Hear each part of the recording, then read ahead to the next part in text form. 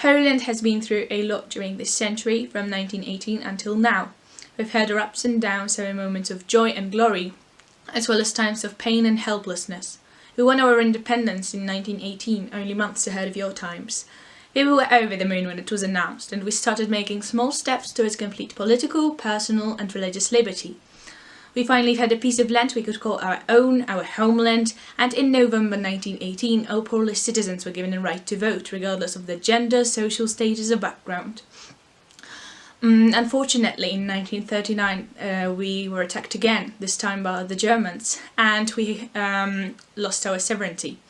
Adolf Hitler, the man who started the war, wanted to kill all the Jews because he perceived them as worse people.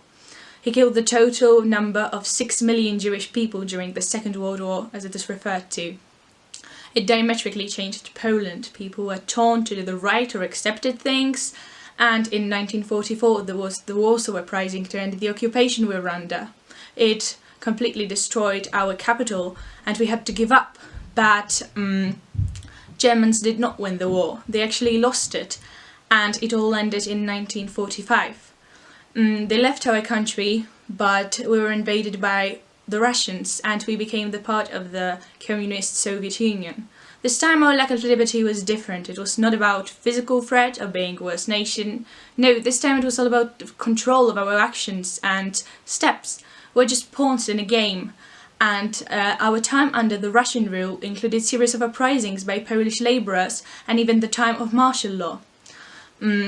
Lech Wałęsa, a labourer who conducted uprisings and founded the Solidarity Party, played a big role in our War of Independence. He was awarded the Nobel Peace Prize in 1983.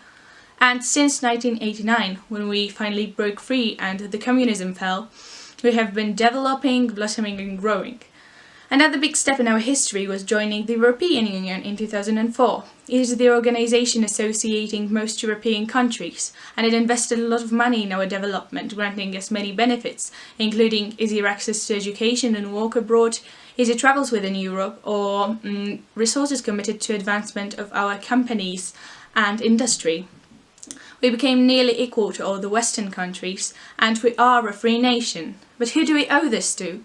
To all the people who fought for our independence, who risked or sacrificed their lives for the country we live in right now. Actually, one quote from Hamilton was one of the best musicals ever made, for which you'll have to wait another 97 years, comes to my mind when I think of this situation. Legacy. What is a legacy? It's planting seeds in the garden you never get to see. I think it portrays nowadays Poland very well. We live in a garden full of flowers and trees planted by our ancestors, and they didn't know if it was going to work out, but they tried and they succeeded. Their impact can be seen everywhere. There are thousands of monuments devoted to them, and what do we do to preserve and cherish our freedom? We still grow and develop. I think that's the best thing we can do. We try not to start new conflicts in the world, we try to keep peace. And the level of education in our country is very high, even higher than in some Western countries. Thanks to the European Union, our farmers can improve their farms and we can trade with other countries. Our country right now is completely different from the one it was 100 years ago. However, Polish people are often considered very die-hard and intolerant, but I do somehow understand it. We were isolated from the world during the years of occupation and war, and only finally broke free from all this in 1989. It was a sudden change of standards, views and culture. Some people just couldn't go with the flow, it was very hard to follow. But I don't think that stopping and not even taking a step forward is the right thing to do. No, the wrong policy is preventing us from becoming more than we are now. A true home for everyone, despite their ethnicity, religion or orientation. We must somehow accept that the country is not a vision, a one body, it's more like a puzzle with every element different.